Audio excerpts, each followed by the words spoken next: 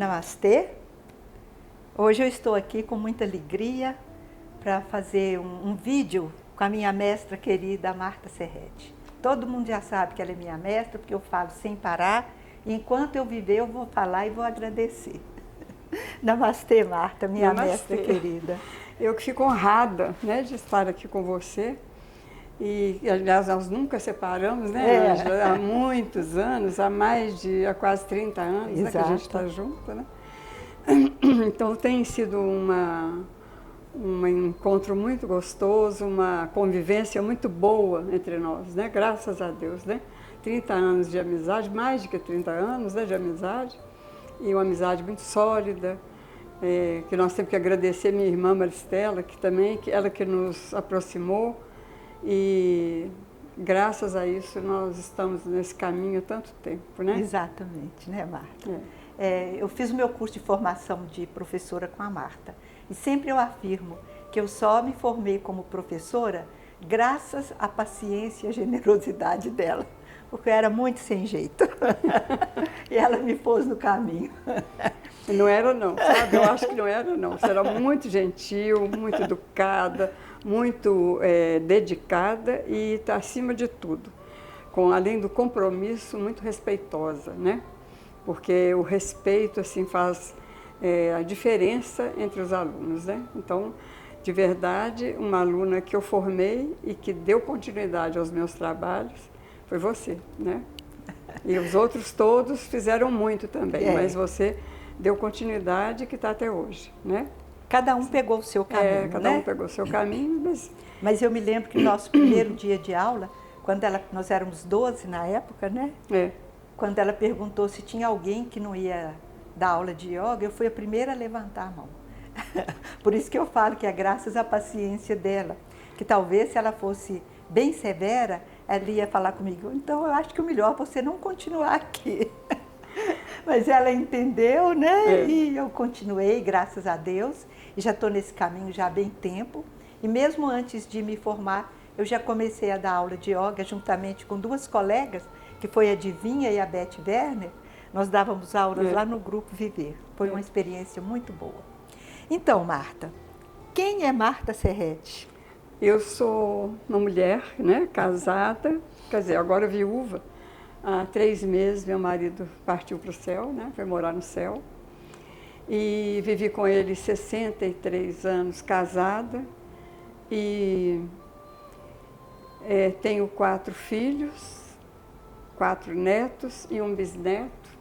E todos aqueles que pertencem à nossa família, vindos dessa linhagem, né? Casaram, tenho as netinhas que são esposas de meus netos, e então a família acabou sendo uma família numerosa, mesmo tendo só 4 filhos, né? E tenho 82 anos, esse ano eu faço 83 anos, nasci em 1940, aqui em Belo Horizonte.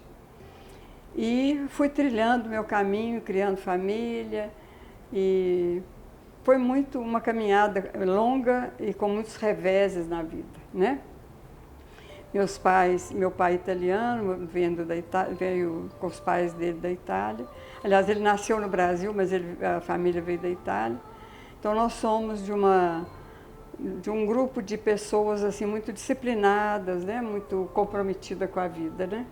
Então a gente eu levei a minha vida com muito compromisso, com muita força, né? E eu sou testemunha disso, né? Pelo esse tempo de convivência. Nossa, eu sou testemunha dessa. E isso aí me fortaleceu também, essa disciplina e esse comprometimento diante da vida e da minha profissão, principalmente, né?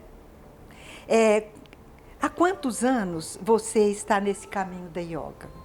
43 anos. Que eu posso dizer 43, porque quando eu ganhei o meu primeiro bisneto, aliás, o meu primeiro neto, ele já estava, quando eu formei, ele já havia nascido. Então, ele já vai fazer 41 anos, então o tempo que eu entrei para yoga mesmo tem mais de 43, né? Porque desde o princípio dos estudos, né? Então, uns 43 anos de yoga, né? É uma longa e boa caminhada, né? Uma longa caminhada. Nós ainda vamos falar sobre essa caminhada, Marta, nos referindo a esse seu último livro. Ah, tá.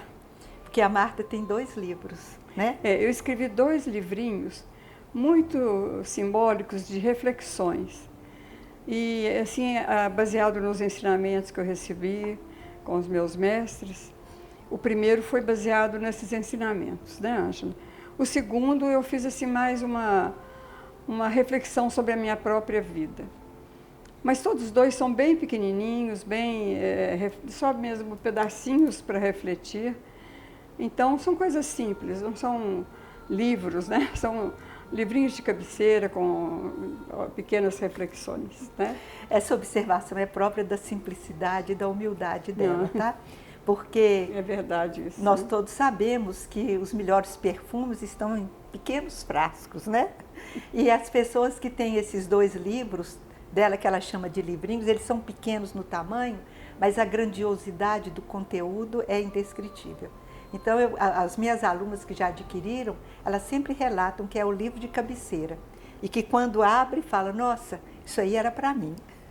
São fáceis de serem lidos, né? Mas assim, com um conteúdo muito, muito grande. Houve algum motivo, Marta, que fez com que você procurasse a yoga? Porque eu, particularmente, eu procurei a yoga por curiosidade, né?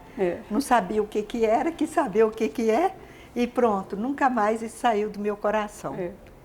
Eu, na verdade, eu já pesquisava um pouco sobre yoga e até fazia práticas de yoga numa escola muito antiga e comecei a dar aula para minhas primas dentro da minha casa. Aí eu vi que eu não sabia nada de yoga para dar aula, mas aquilo que eu aprendi onde eu praticava, eu repassava para elas. E acaba que eu vi que, de verdade, eu não sabia quase nada e eu estava numa fase da vida muito difícil, por imaturidade, né? Não que as coisas estivessem difíceis, mas a minha imaturidade era muita. E eu falei, eu preciso buscar um caminho, porque eu comecei a ficar deprimida, ficar sofrida demais com as coisas naturais da vida. Então, eu vi o anúncio lá de um curso de professora de yoga com a minha mestra amada, Maria José Marinho. E para lá eu fui. E desde o primeiro dia eu falei, aqui eu vou encontrar esse centramento, né? Esse centramento. Achei que ali era o meu lugar e ali com ela eu fiquei 6 anos. Fiz a minha formação com ela, depois eu continuei fazendo cursos com outros professores, com outros mestres, né? Mas desde ali eu fiquei com ela, trabalhando também lá com ela, que agradeço muito, e continuei meu trabalho até então, porque até hoje eu ainda faço alguma coisa na yoga, né? Com os alunos de Raja Yoga, que estão sendo dirigidos pela Patrícia, que foi minha aluna também. Eu passei o bastão para ela, pela doença do meu marido, eu tive que afastar, deixei com a Patrícia essa função, esse bastão, e ela tem assim dirigido com grandiosidade, com preciosamente, né? Preciosidade. Então, quando eu fui fazendo as práticas e fui estudando, eu fui vendo que, na verdade, os problemas, eles nunca acabam, né? Mas a yoga me trouxe esse centramento onde eu pude restabelecer a minha força, a minha energia, canalizar a minha mente para solucionar os problemas com mais tranquilidade, com mais serenidade, e me ajudou muito ao longo da minha vida inteira. E os reveses nunca param de acontecer. As provações, elas não estão isentas de... nenhum caminho nos isenta das provações. Elas aparecem. A diferença é como a gente se comporta diante delas, né? É isso que faz a diferença. Então, na verdade, eu procurei yoga porque eu precisava mesmo, né? E, graças a Deus, venho trabalhando na yoga desde então e tenho ajudado algumas pessoas e também formei alguns professores. Ajudado algumas pessoas, meio mundo e mais um bocadinho, né? Assim, as pessoas que se abriram, né, para os ensinamentos, foram recebendo. Formei alguns professores de yoga, uns 60 professores ou mais, né? E também fiz a minha formação em Reiki, que eu trabalhei também com o Reiki lá na escola, abri minha escola. E trabalhei também com a Raja Yoga, além da Hatha Yoga, a Raja Yoga, que é yoga real, né? Trabalhando com os ensinamentos dos mestres, com Patanjali. E assim eu fui percorrendo esse caminho e também fazia umas meditações uma vez por mês, onde reuniam todos os alunos e aquelas pessoas também que quisessem ir para aprender alguma coisa. Elas eram bem-vindas e a gente recebia com muito amor, muito carinho, né, Ângela? Com um lanchinho e com tudo aquilo que eu podia passar para elas, eu passava e era muito rico. Então, assim, minha caminhada na yoga foi muito bonita e muito boa mesmo. Eu tenho muito para agradecer, muito mesmo. E a minha gratidão hoje é por aqueles que deram continuidade a esse caminho, né?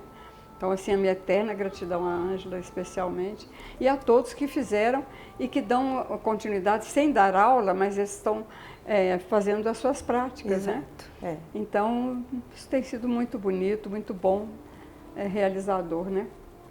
Vocês verem como que Deus sempre foi generoso comigo, né? Além de fazer o curso com ela, de Hatha, professora em Hatha Yoga, eu fiz Raja Yoga durante 17 anos. O grupo, pertencia ao grupo durante 17 anos. Participava de todas as segundas espirituais, com raras exceções, né, Marta? E a gente aguardava essa segunda espiritual, que era uma reunião que tinha lá na sala dela. Durante quantos anos você ficou ali na rua Paracatu, no edifício 22 anos lá, né? 22 anos, na escola de yoga, onde fazia tudo isso. A gente aprendia, tinha um curso de formação, as alunas que tinham as aulas regulares, ela trabalhava com Reiki. Então era a Hatha Yoga, a Raja Yoga, a Laya Yoga, que você dava também as aulas, o curso de Reiki, a segunda espiritual. E graças ao convite e a formação dos professores. E a formação de professores, né? Ainda esqueci disso. E graças ao convite dela, e junto também com outra amiga, que é a Ana Beatriz, durante 12 anos nós fomos a congressos do Jean-Yves Leloup. Eu fui 12 anos com você. Você foi mais tempo ainda. Eu fui 19 anos. 19 anos com ele, né? Quando eu comecei aí, que foi uma maravilha. Todos os encontros eram grandiosos, né, Marta? Eu fiz alguns cursos com alguns lamas, né? Fiz com o Shekdu, fiz com a Lama Seri, e com o Ricardo Sasaki, muitos outros. Fiz também com o Jacques Philosophe, estudei com o Pierre Vaio, estudei com o Jean-Yves Leloup esses anos todos, o Roberto Crema. Junto com ele tinha o Roberto Crema. Por algumas vezes o Pierre Vaio também participou. Pois é, eu fiz o curso com o Pierre, eu fiz as artes de viver em paz, né? Então, a arte de viver em paz é uma caminhada muito grande que eu fiz com ele na Unipaz. Então, eu tenho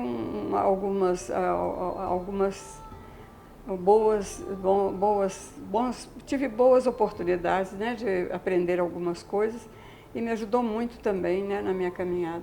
E a grandeza de tudo isso é que você teve a oportunidade desse aprendizado e você teve a grandeza de compartilhar com quem quis te ouvir. Com quem quiser. Né? Então. Você nunca sonegou nenhum conhecimento que você tinha. Você nos passava, assim, com detalhes, tudo aquilo que você aprendeu. Eu gostava muito, assim, de buscar mais conhecimento para ter ficarem mais ricas minhas aulas, né, as yogas espirituais. E foi isso, essa grandeza de caminho que a gente foi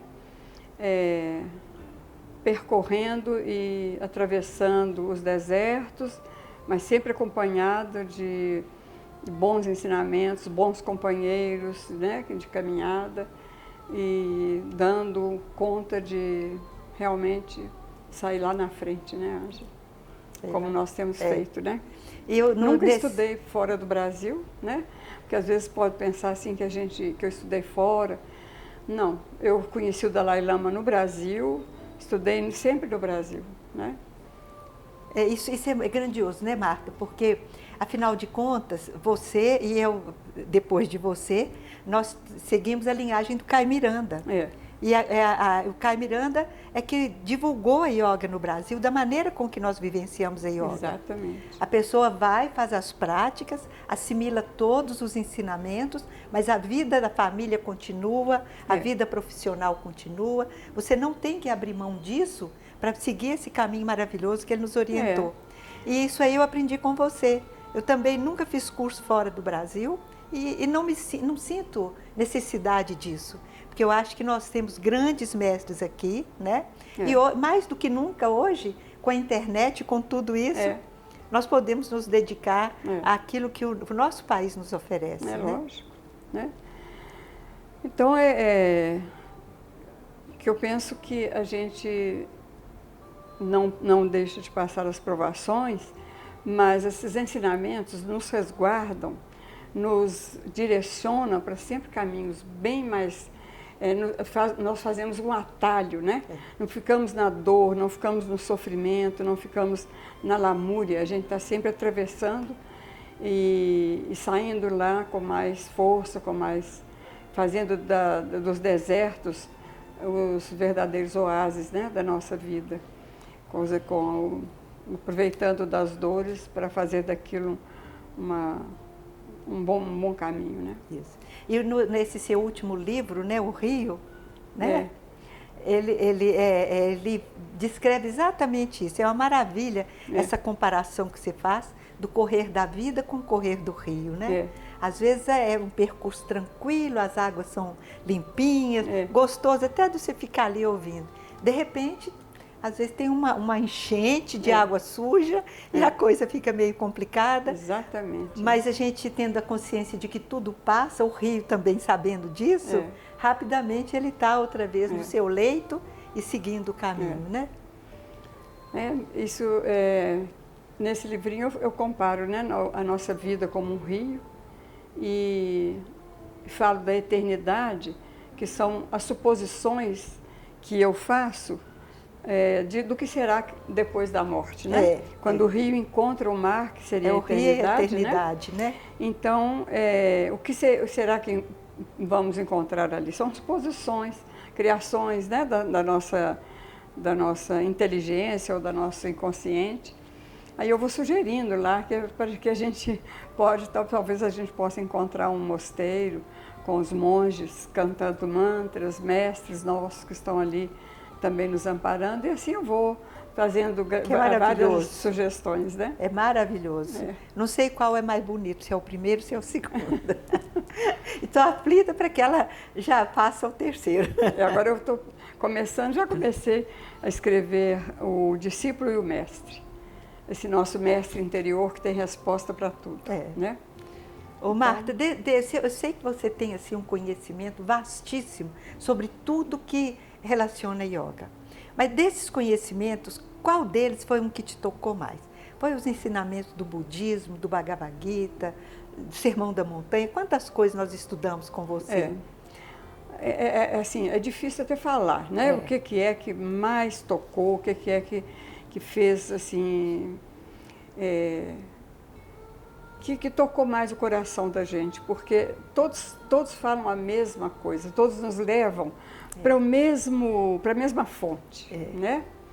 Então, eu fico vendo o seguinte, que todas as coisas já foram ditas, todas. Não tem nada de novo para se falar, nada de novo. Tudo já foi dito. A grande dificuldade do ser humano, nós, né, seres humanos, a grande dificuldade nossa é praticar, né? Porque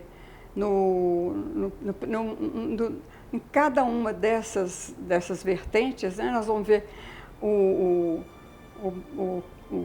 Krishna, no Bhagavad Gita, ele nos ensinando a dissolver as ilusões, né? E travar essa luta no nosso interior com as ilusões que nós criamos, que fulano é nosso, que a raiva, isso tudo são ilusões. E ele vai nos ensinar travar essa guerra contra esses inimigos nossos. Vamos dizer que eles são até parentes e amigos muito próximos, né?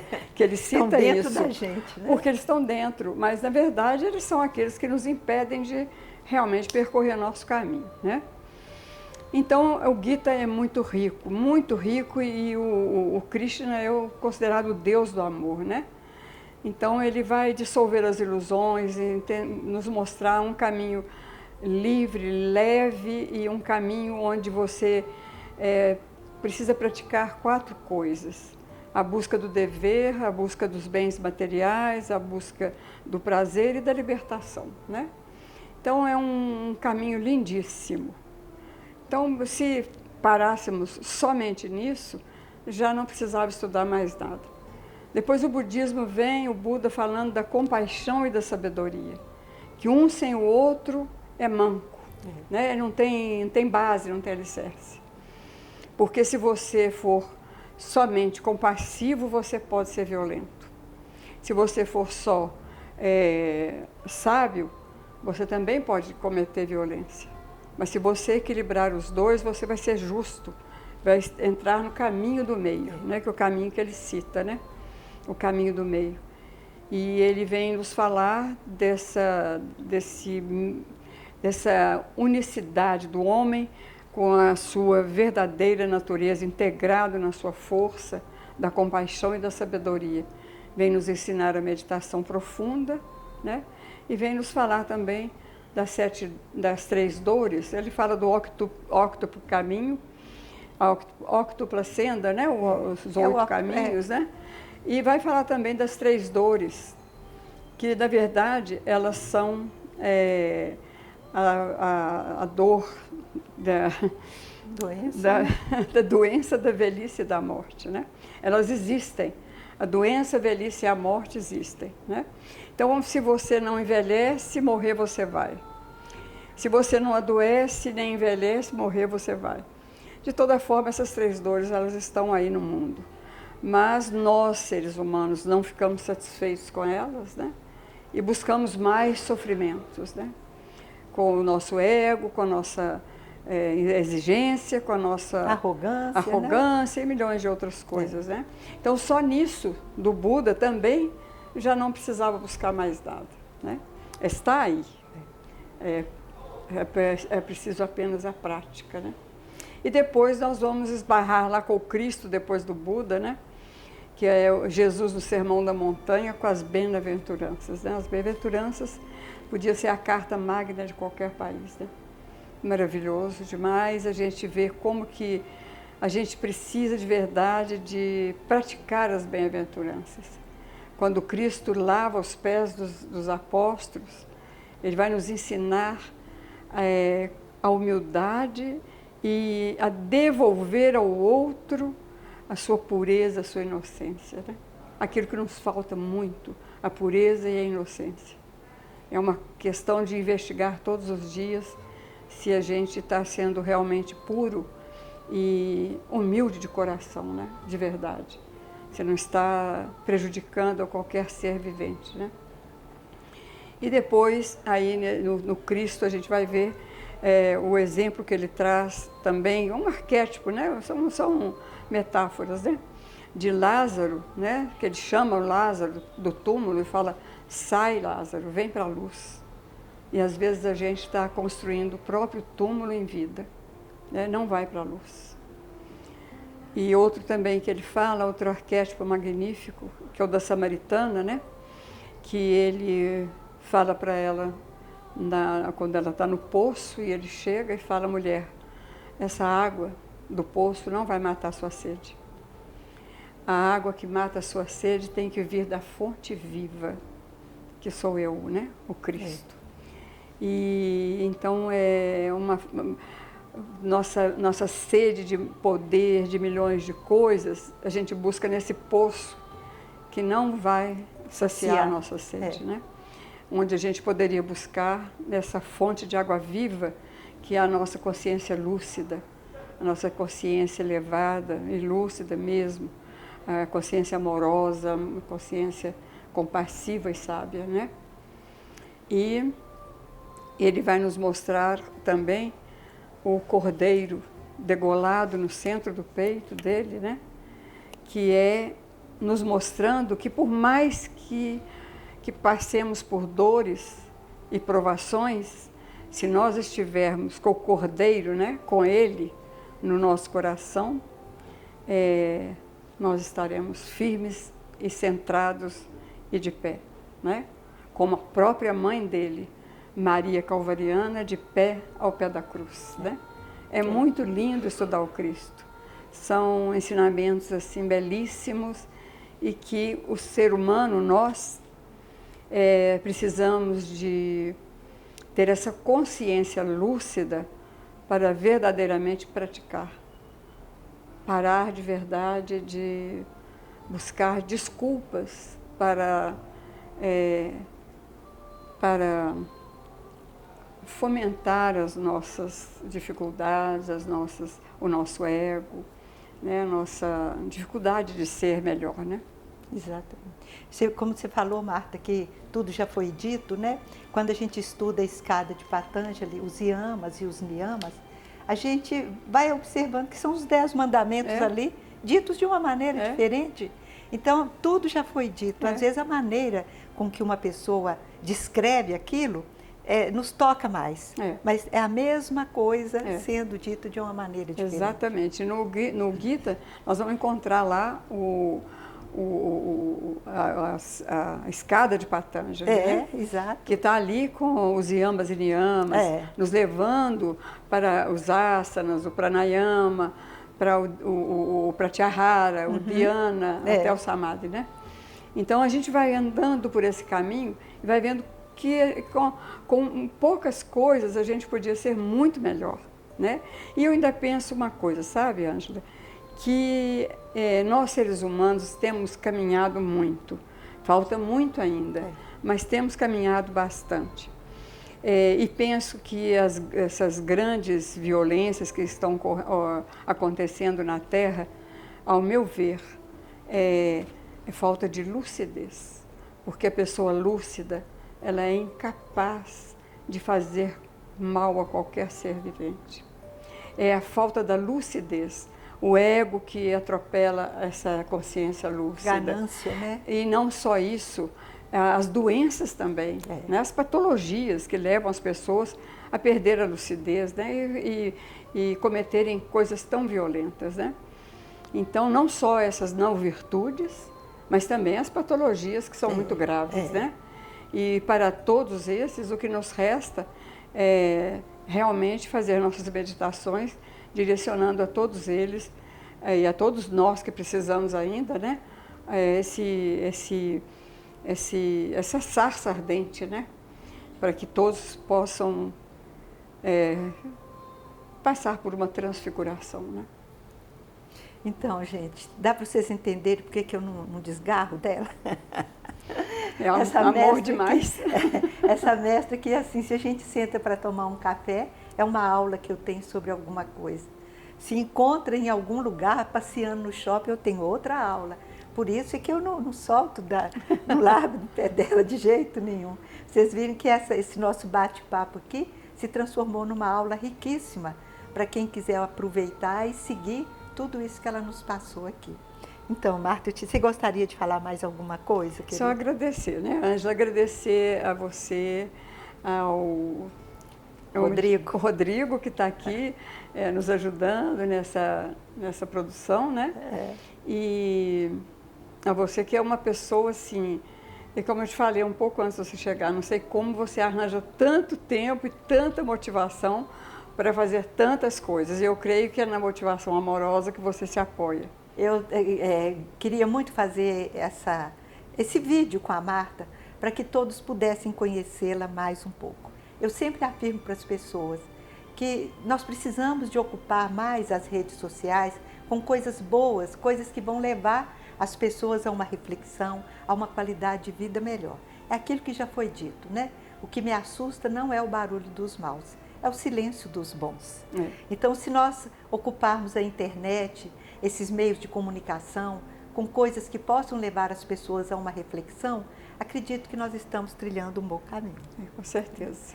Eu agradeço muito a Marta, eu sei o tanto que ela é ocupada e mesmo assim ela disponibilizou esse tempo para acolher o meu convite. Agradeço o Rodrigo, que carinhosamente eu chamo de Kiko, porque desde pequeno que era o Kiko, né? E por se disponibilizar também a vir aqui para fazer esse vídeo com a gente. Gratidão, Marta, minha gratidão sempre, tá? Namastê, Saiba gratidão. que você está sempre no meu coração. E você no num meu lugar também. muito especial. Você no meu também, muito assim, bem na manjedoura do meu coração. Obrigada, querida.